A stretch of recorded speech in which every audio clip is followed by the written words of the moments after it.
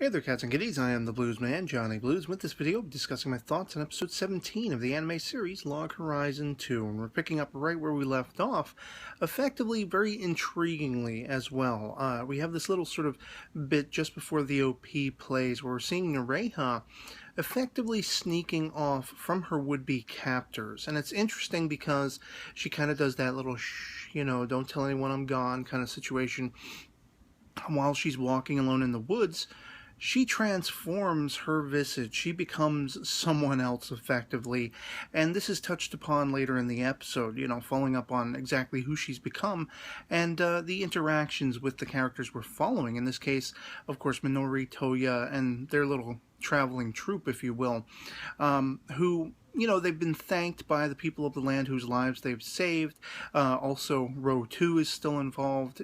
She's kind of hiding out in their little carriage because she can't take the sunlight, being a vampire and everything. And as they get to, the next town, for these particular people of the land, they are bought lunch. And it gets pretty hilarious with the fact that, they're really overdoing it with the condiments, the Worcestershire sauce, the mayonnaise, the soy sauce, and you have Row 2 just throwing it all together. And, they're talking about what are they going to do next, because unfortunately, they're, the thing they use to call the horses, the little sort of horse whistle or whatever you want to call it, has been damaged. They have to fix it. They can't do it at this particular town.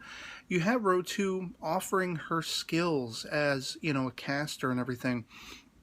And it's interesting because I wonder why she's actually sidling up with them exactly, even though their paths do seem to be crossing, and she is heading in the same, would-be direction, that kind of situation. What exactly is going on? Why is she involved? Is there something ominous? Is she someone looking out for them? There are still questions in the air along those lines, and it gets absolutely hilarious when, after... they're getting to know her at the lunch table, and she mentions that she sort of transmogrified the placement of her brother to be there or whatever like that. And you basically have Toya then from that point on calling her sis, and she's all excited. She tells both Toya and Rudy to call her sis and everything, Oni-chan, and... it's just from that point on, she's like, I'm going to be your guardian. I'm going to be your ward. I'm going to be taking care of you guys as a big sister would, and hopefully have the love and affection and respect as a big sister, all that kind of stuff. Later, they're in the sort of, hot springs, and I thought that was interesting. I mean, it was played for comedy, but I did like that they're still touching upon the relationships of the characters, Toaru being infatuated with Nyanta, of course, the idea of what's going on with Isuzu and, Riddle House, as well as the oft sort of, sidelined, at least in this particular season, the whole thing with Minori and Shiro. And I like that they're acknowledging the fact that, well, Shiro's the kind of guy, Marielle and Henrietta and Akatsuki, there are going to be lots of people looking at him, kind of a la, Kirito from Sword Art Online, only thankfully it's not as harem-esque, this particular show. But, of course, you have Row 2 coming in and getting involved in that whole scenario, comparing boob sizes and everything. And it's hilarity in this particular show that I don't think is quite necessarily fitting for this particular show, the way the drama is unfolding and such like that.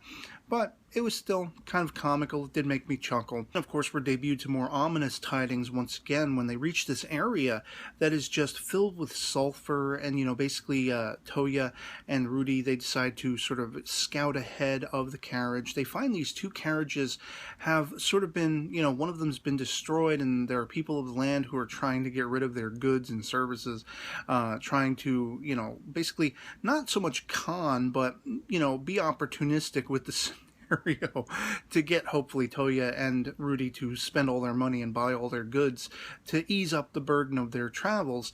And this is where we basically have Nereha's showing up in her new guise.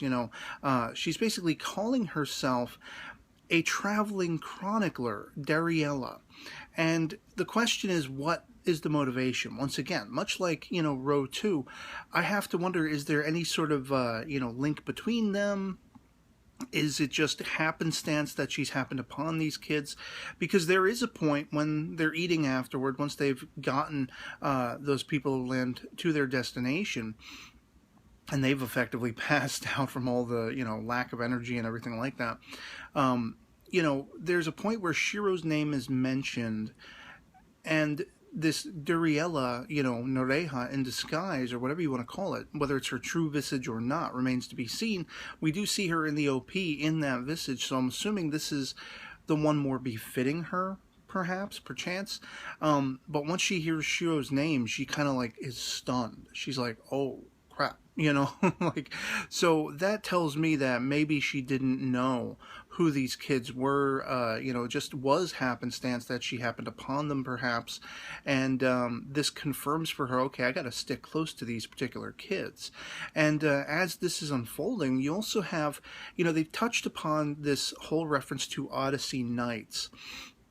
And these are apparently knights very much akin to, as Toya purports, the DDD, or the Black Knights. They're kind of keeping things in check for the people of the land and the adventurers alike, keeping monsters out of safe zones, or, traveling areas and such like that, and or saving people who are attacked, who come under attack in those traveling areas.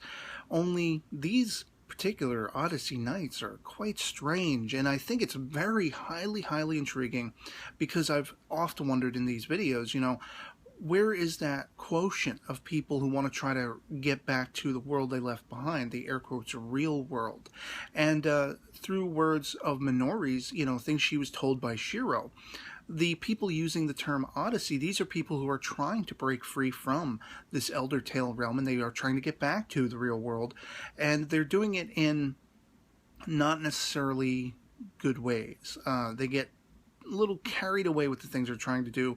They push a little too hard. Maybe they're willing to go extra steps that aren't necessarily safe or aren't necessarily good. Won't continue the greater good of the whole scenario, which is what's been Shiro's emphasis. So we basically see a bunch of these Odyssey Knights carrying a mobile temple. They've actually crafted a mobile temple which will allow them, if you're killed within its vicinity, you'll spawn right there instead of going back to your hub sort of temple and everything like that. And the ominous and foreboding aspects of that is, as told by this Dariella, if you are respawned, it's said that the voice in your heart becomes changed or affected in some negative way. And even, Toya points out, looking at these people, or maybe it's Rudy, they all look like they're almost zombies. They look like they're the Walking Dead, or, they're lacking any sort of vivaciousness or liveliness. And it's very haunting, because one of these cats actually stops, turns back to look at Toya and makes eye contact with him. And you can see there is darkness, literally represented as a sort of darkness under the eyes and everything like that. But he looks primeval. He looks like he's ready to go on the attack to this innocent little kid, who then looks away, and of course he's caught between that person's sort of dagger-like gaze, as well as he's got this Dariella, who, very intriguingly, Toya is sort of nervous around her from the get-go. He's looking at her very oddly, as though he perceives something is amiss with her. So at least he's got that level of, recognition. Something's off with this Dariella. And I'm wondering how much further that's going to come into play as their adventure continues. And then the final sort of aspect that I found highly intriguing of this episode calls back to the Round Table, where you have the Honesty Guild basically purporting that, sort of the troubles in Akihabara are having to do with people learning these teachings. They basically debuted this whole aspect of the teachings in this season. And it's intriguing because you have people, basically he's saying the percentages of people who are capable of learning skills and doing crafting and all this special kind of stuff are starting to grow in numbers. I don't know if this means people from out of Akihabara are coming there and sort of, making that their nest, if you will. But one way or the other, there are people who aren't learning the skills. There are people who aren't learning abilities that will lead them to make finances and such like that. And you have questions being drawn by this particular guild along the lines of, well, should we maybe take some of the money from the people who have earned it, who have above like 80,000 gold or whatever, and redistribute it, reallocate it to the poorer and everything like that. And I find it highly intriguing that this whole level of sort of politicking is being addressed in this series, even though it isn't gaining the absolute focus. It's kind of on the sidelines for the, main story following Toya and all the kids.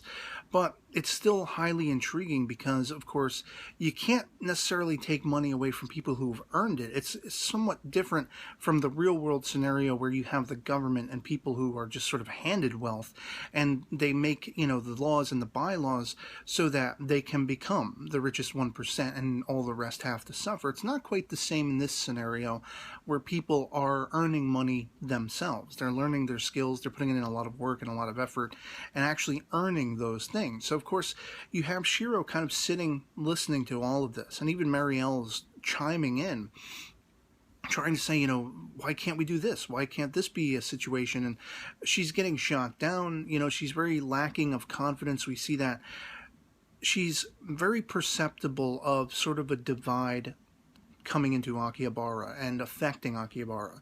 She's kind of ahead a few steps of the game in that regard, perceiving that's the direction it seems to be going. And with this roundtable meeting, again, Shiro's sitting on the sidelines, and you basically hear his inner monologue talking about why isn't Krusty here at a time like this? He would be just very important in this discussion. He'd had probably something very wise to say, shut people up. And Shiro has to go from being this sort of strategist and coming up with all these plans. He's got to basically show some forthrightness. He's got to step up his game and tell people, look, we can't make a decision right here, right now. That's going to affect all of Akihabara. We could destroy Akihabara if we make the wrong decision. And so that's essentially where we leave this episode, and it's just got me stoked. The last couple of episodes, I enjoyed watching them, but I wasn't wholly invested, and this episode got me right back into it, from the debut of this Noreha turning into Dariella, as well as Row 2, being involved, the mystery of these two characters, how it all coincided with the stuff going on in Akihabara and the Round Table and everything, just totally wowed me. Got me back into the action, and I'd love to hear from you guys in the comments below what you thought of episode 17 of Log Horizon 2 if you've seen it, and where you think the story is potentially heading. No spoilers if you already know and such like that in the comments below, and yeah, I hope otherwise that this video finds you well, and I'll catch you all later. Peace.